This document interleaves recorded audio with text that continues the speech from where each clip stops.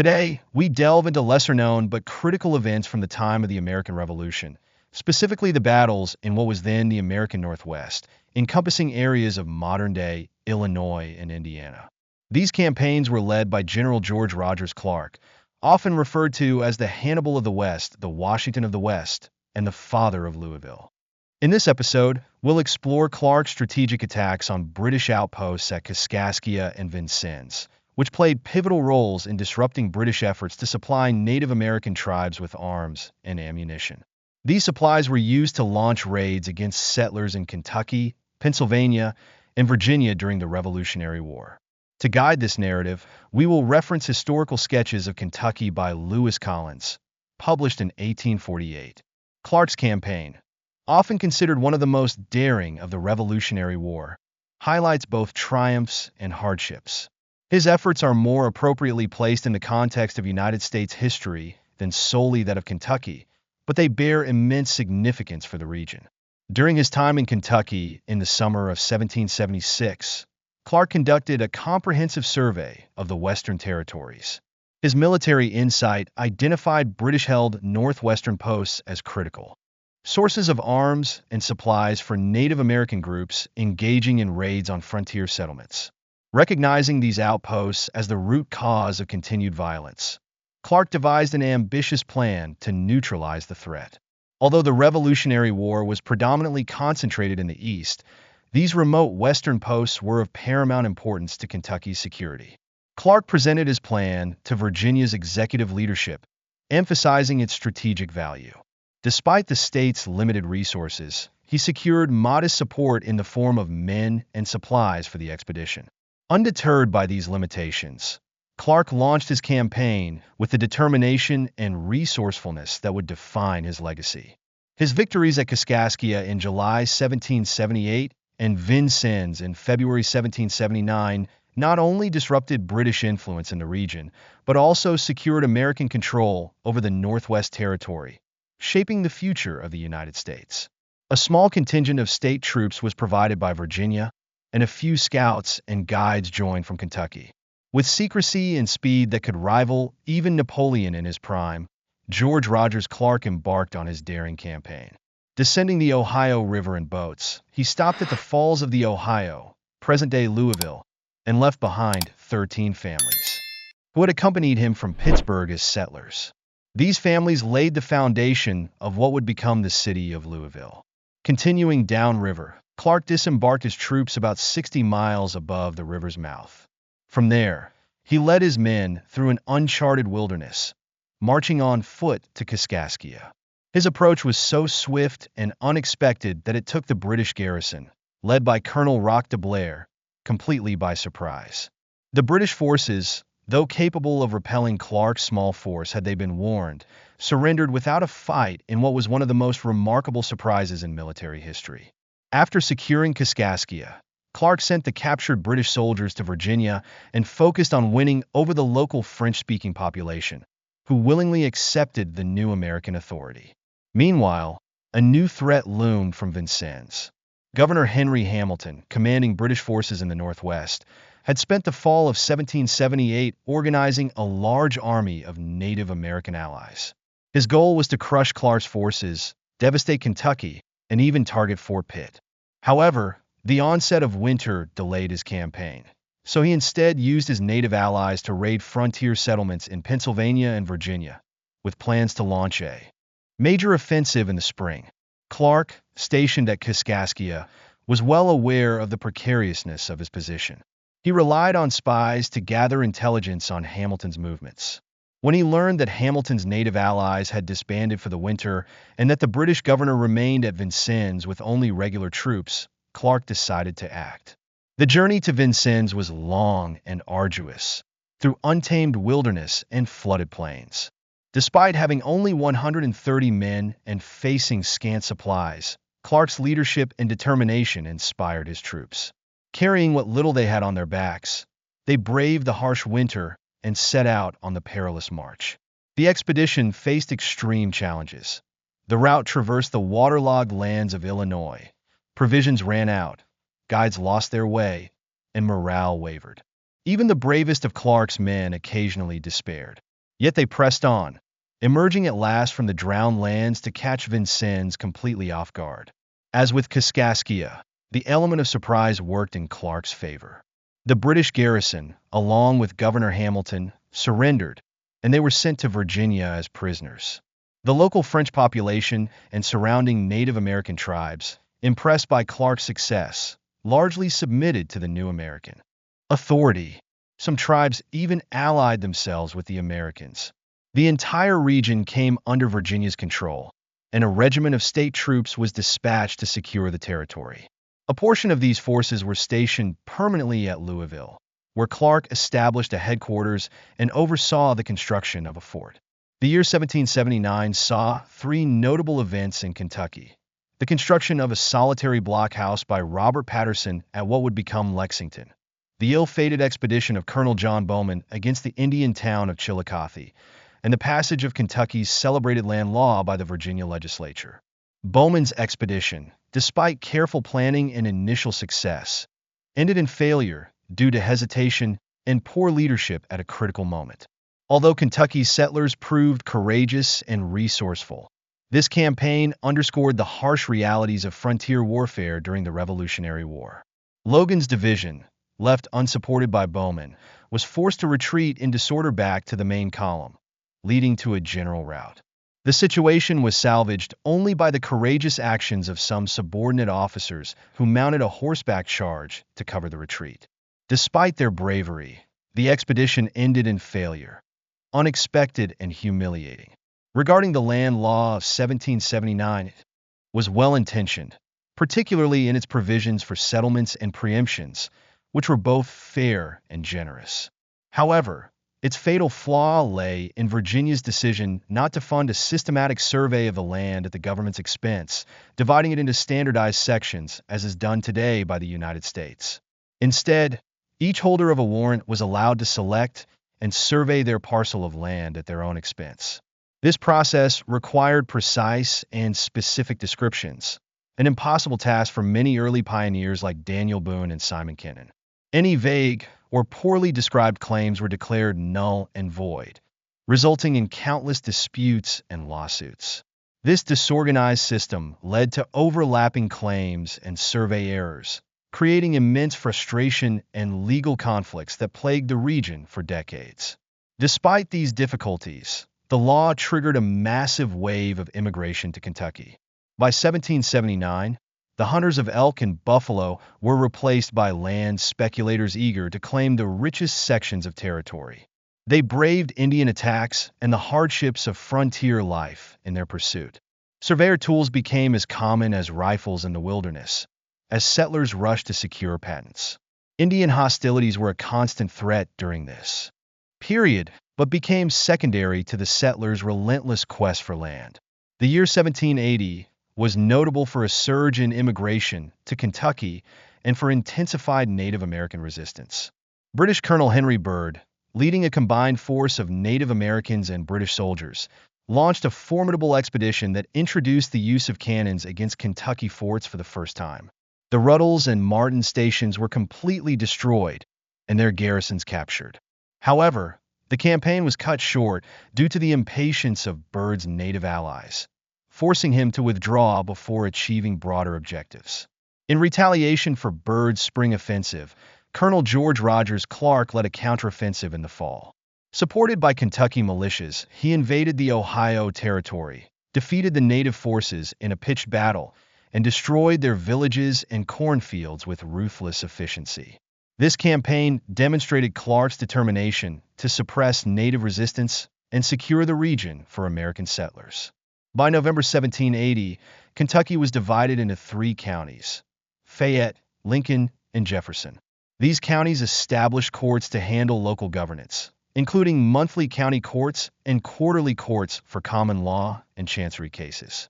However, capital offenses still required trial in Richmond, Virginia, as no higher courts yet existed in the territory. In 1781, the influx of settlers continued to grow, alongside rampant land speculation and persistent Native American raids. Small ambushes kept the settlers in constant fear, yet the settlements expanded rapidly despite the risks. By 1782, Kentucky saw even greater turmoil. Indian hostilities began unusually early, with a May raid by 25 Wyandots near Estill Station. In response, Captain James Estill gathered an equal force to pursue them, culminating in one of the most fiercely contested battles of the war at Hingston's Fork of the Licking River near present-day Mount Sterling.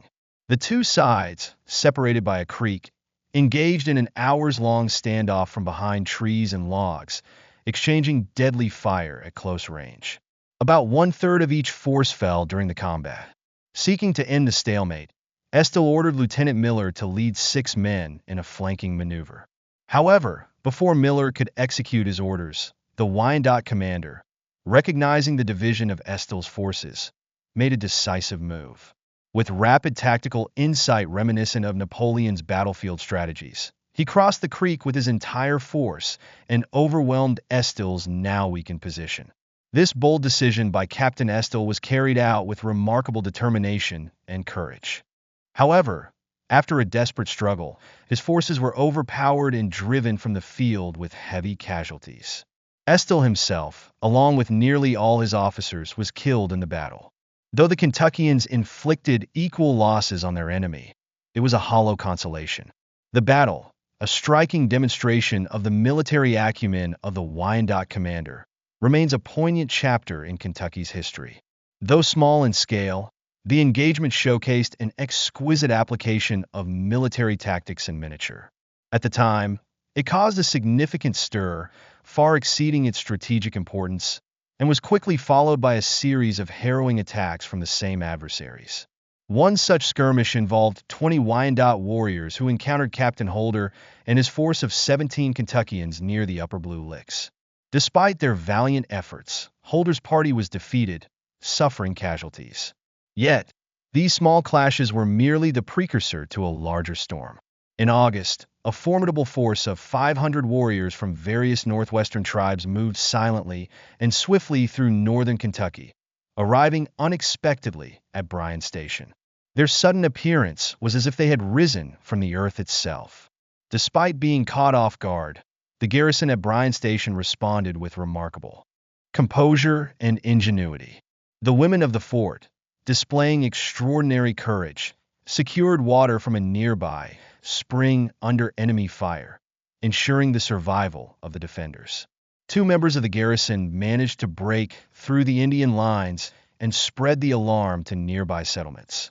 Meanwhile, those within the fort executed a clever ruse, luring the attackers into a failed assault that resulted in significant casualties for the enemy. A group of 16 mounted men succeeded in riding through the enemy lines to join the fort's defenders, but a larger party on foot, attempting the same maneuver, was repelled with considerable losses. From behind cover, the garrison unleashed a deliberate and deadly fire on any Indians who exposed themselves. Discouraged by their losses and concerned about reinforcements arriving from nearby stations, the attackers abandoned their siege on the second night and retreated along the Buffalo Trace toward Lower Blue Licks. By the following day, 160 men had gathered at Bryan Station, eager to pursue the retreating enemy. Among them were Colonels John Todd, Stephen Trigg, and the legendary Daniel Boone, as well as Majors Harland, McBride, and Levi Todd. They were joined by Captains Bolger and Gordon and 45 other officers, including the fiery Major Hugh McGarry. A council of war was hastily convened, and despite calls for caution, most notably from McGarry, who advocated waiting a day for reinforcements under Colonel Logan, the group decided to pursue the enemy immediately. On the 18th of August, the Kentuckians set out, driven by their eagerness for battle. By noon the next day, they reached the southern bank of the Licking River, where they first spotted the enemy. A small group of Indians appeared on a rocky ridge to the north, calmly observing the Kentuckians before leisurely retreating out of sight. This display of nonchalance was a clear indication to experienced woodsmen that the enemy was prepared and waiting in force. The Kentuckians were now faced with 2 stark choices: to engage in battle against overwhelming odds or to retreat. A dozen officers rode to the front to confer and assess their next move. Boone, with his deep familiarity of the terrain, confidently warned that the Indian forces lay in ambush roughly a mile beyond the river. The area, with its irregular elliptical shape formed by the river, provided the Indians with significant tactical advantages, especially if the Kentuckians advanced along the Buffalo Trace.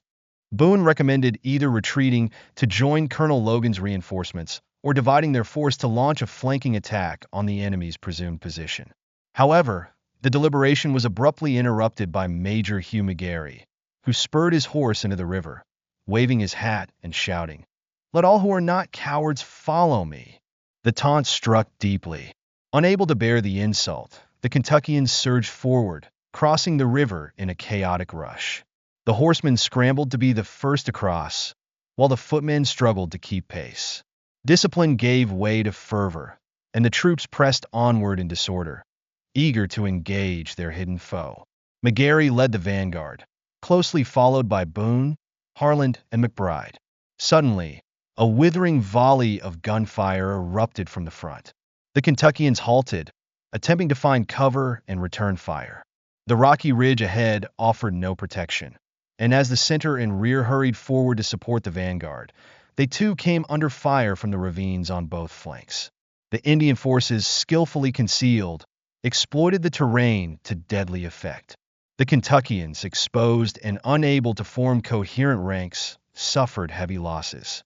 Half of their force was on horseback, which further compounded the disarray. The Indians began to encircle them, threatening to cut off their retreat.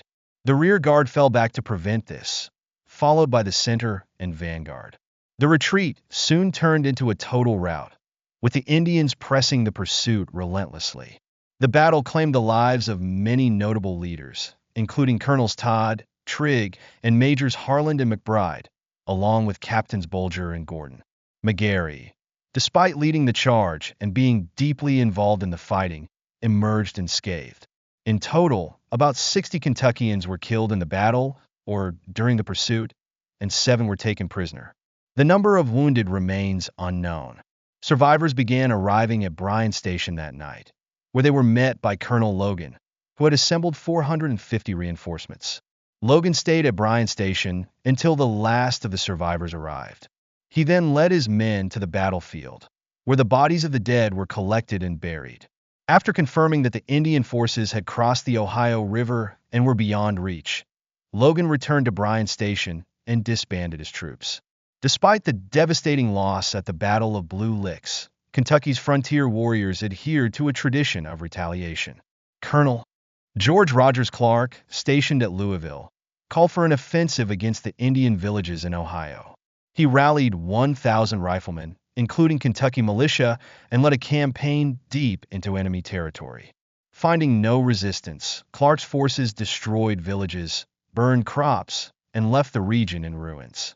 The campaign dealt a severe blow to the tribes, marking a brutal but strategic conclusion to the conflict. The Battle of Blue Licks, fought on August 19, 1782, was the last significant battle of the American Revolution. Like the Battle of New Orleans during the War of 1812, it occurred after the war had officially ended, though news of the Treaty of Paris had not yet reached the frontier. Unlike New Orleans, which was a resounding American victory, Blue Licks was a disastrous defeat, with about 70 Kentuckians killed. This period also saw the heroic defense of Bryan Station, where women played a critical role. During the siege, they boldly ventured to the spring to fetch water, even as the enemy lay in wait. Their actions ensured the survival of the garrison and contributed to the fort's eventual success in repelling the attackers. As Carol Bailey of the National Society of the Daughters of the American Revolution explains, the women acted as though everything was normal, even though they were terrified. Their bravery under such circumstances remains a testament to the resilience of Kentucky's pioneers. Hugh McGarry was a polarizing figure on the Kentucky frontier, a man marked by fierce passions, a volatile temperament, and a violent nature. Born in 1744 to Irish indentured servants, McGarry grew up in the Yadkin Valley of western North Carolina, where he became a neighbor of Daniel Boone. By 1772, he reportedly joined Boone on an exploratory trip into Kentucky, preceding an unsuccessful attempt to settle the region in 1773. McGary eventually returned to Kentucky in 1775 with his new wife, Mary Button Ray, a widow, and her teenage sons, James and William Ray. James would later become a notable frontiersman, but William's tragic death would fuel McGary's descent into vengeance and rage. McGary, known for his headstrong personality, found the brutal violence of the Kentucky frontier only hardened him further. The family settled at Fort Heron, now Harrodsburg, and by March 1777, Kentucky faced increasing raids by Shawnee and their allies. During one such raid, James and William Ray were ambushed while working with a sugaring crew in the woods. William was killed, but James managed to kill the attacker and flee to safety. McGary led a search party to recover William's mutilated body, a gruesome discovery that reportedly caused him to nearly faint. Mary, devastated by the loss, fell into a decline from which she never fully recovered, passing away 3 years later. McGary's vengeance was swift and brutal.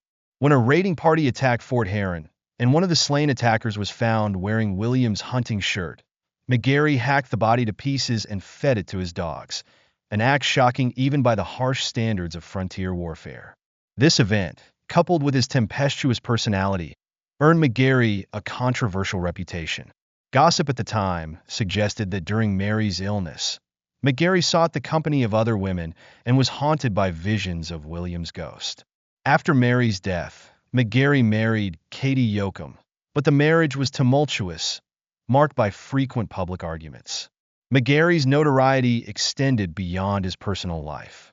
In 1781, he faced charges of gambling at horse races, which led to his being declared infamous and ineligible for any office of trust in Virginia. Despite this, he held the rank of major in the militia, and his leadership, or lack thereof, became a central issue during the events surrounding Bryan Station and the subsequent Battle of Blue Licks. In August 1782, a force of Loyalist Rangers and about 300 Native American warriors attacked Bryan Station, near present-day Lexington, Kentucky. Although they lacked the artillery to breach the fort, the attackers laid siege, burning cabins and killing livestock. The garrison held firm, aided by the courageous women who risked their lives to fetch water from a nearby spring. After a few days, the attackers withdrew, luring a pursuing force of about 180 Kentuckians into an ambush.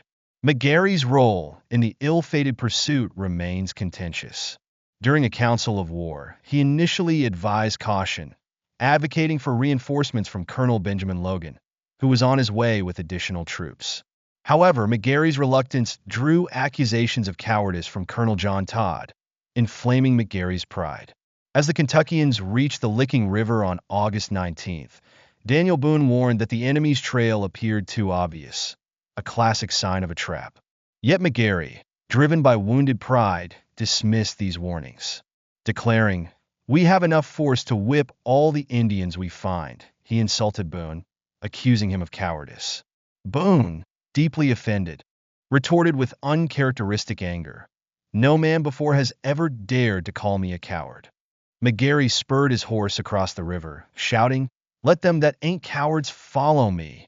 The Kentuckians followed in a disorganized rush, ignoring caution and discipline.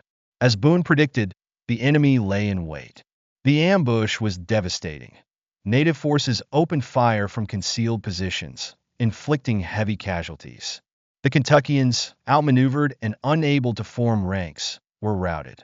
Among the dead were Colonels Todd and Trigg, Majors Harlan and McBride, and many others. In total, about 70 Kentuckians were killed, including Boone's son Israel. McGary, though deeply involved in the fighting, escaped unharmed. In the aftermath, McGary deflected blame, accusing Todd and others of recklessness. Yet many held McGary responsible for the rash charge that led to the disaster. The Battle of Blue Licks, fought after the British surrender at Yorktown, was one of the last pitched battles of the American Revolution. It remains a haunting reminder of the frontier's chaos and the human costs of pride and miscalculation.